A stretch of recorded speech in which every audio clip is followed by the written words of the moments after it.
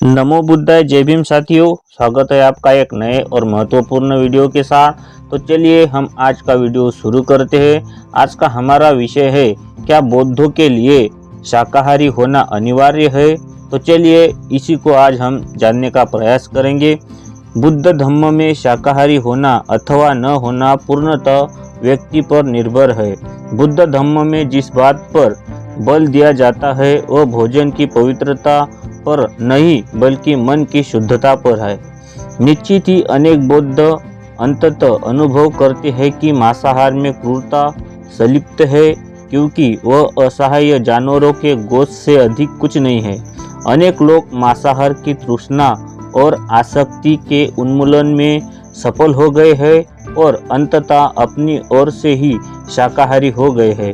फिर भी यदि शाकाहारी हो पाना सुविधाजनक नहीं है अथवा बहुत मुश्किल है तो जिस पर आपको सुविधा है वो लीजिए। तथापि कम से कम माह में 1 या 2 बार शाकाहारी रहना प्राणी मात्र के प्रति करुणा के अभ्यास का अच्छा उपाय है।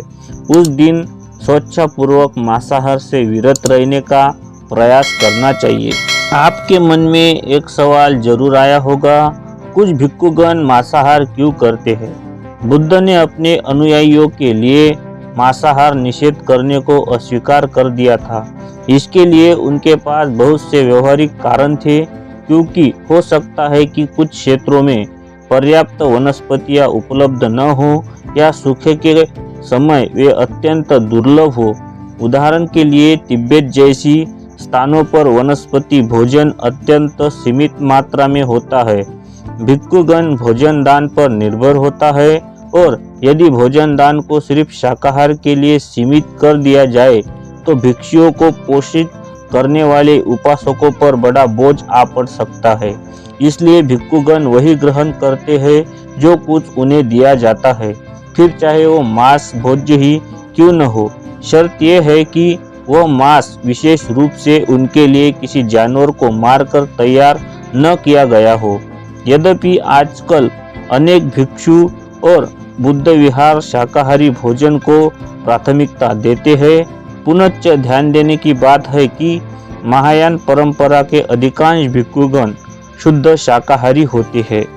वे शाकाहारी बौद्ध जो छद्म मांस आहार करते हैं क्या पाखंडी नहीं है।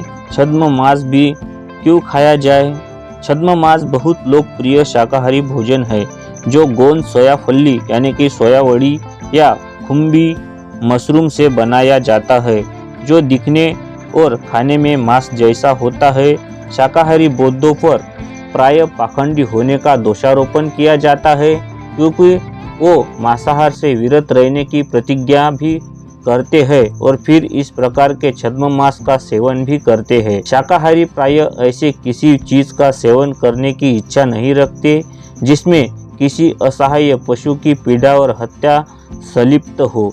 इस प्रकार छद्म मांस को वे मांस के रूप में नहीं देखते बल्कि भोजन को विविधता देने वाले मात्र एक भोज्य के रूप में स्वीकार करते हैं। मौलिक रूप से छद्म मांस का प्रयोग मांसाहारियों को शाकाहारी भोजन की ओर आकर्षित करने के लिए किया गया था। उदाहरण के लिए इसे मांसाहारियों द्वारा शाकाहारी बनने के प्रयास के रूप में भी लिया जा सकता है, क्योंकि इस प्रकार के भोज्य पदार्थ पूर्णतः शाकाहारी बनने की दिशा का मध्यम मार्ग हो सकता है। किसी भी मामले में छद्म मांस का सेवन पशुओं के वास्तविक गोश्त से अनंत गुना बेहतर होता। बुद्ध कहते हैं सभी प्राणियों को जीवन प्रिय है, प्राणी मात्र को प्रसन्नता प्रिय है। स्वयं की ही उपमा ले लो, तुम किसी भी प्राणी की हिंसा या हत्या नहीं करनी चाहिए, न किसी प्राणी की हिंसा अथवा हत्या का कारण बनना चाहिए। तो दोस्तों, आपको अगर वीडियो अच्छा लगे तो अपने दोस्तों को शेयर करें, लाइक करें, अपने दोस्तों को पहुंचाएं। जय भीम, नमो बुद्धाय।